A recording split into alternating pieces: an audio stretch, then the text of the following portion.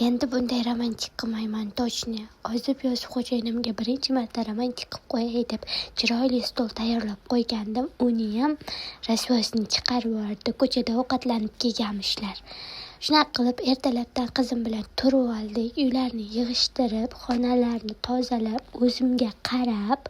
Bugun xo'jayinimlar judayam kech keldi. Ishdan doim soat 8:30da kelirlardi, lekin bugun 10:30da keldi. Sababi dastavka chiqib qolgan ekan, telefon zakaz bo'lgan.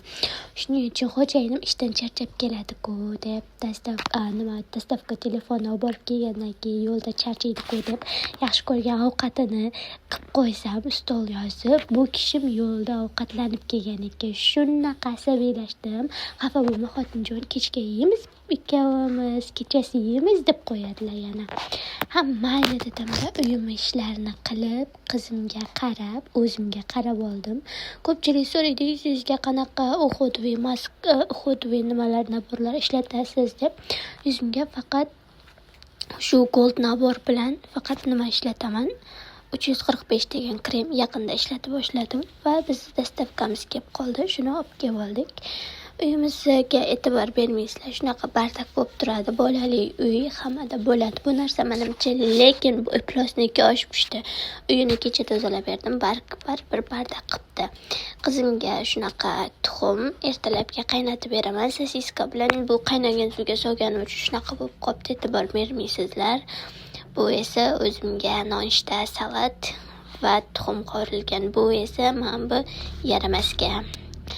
Qora choy biz doim ichamiz, sutli qora choy va stolimiz bizni tayyor. Ertalabki nonushtamiz oddiygina qora choy bilan nonushta va erimga ovqat tayyorlab beraman. Qovurdoq tayyorladim. Shunaqa shirin qilib, chiroyli qilib qovurdoq tayyorlab, kiyimlarni almashtirib kiyib, har xil kiyimlarni.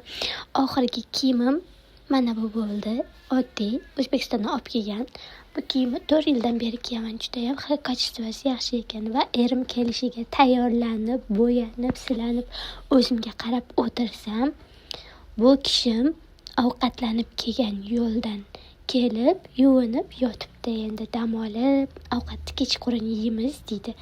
Hozir bu yerda erim meni nima qilib, sekin tipa aldashtirib, ko'nglimni ko'tarib qo'yib, keyin yeymiz dedi. Lekin men reaksiyamni yuzimdan bilganlar. Aniq, bilishlar aniq.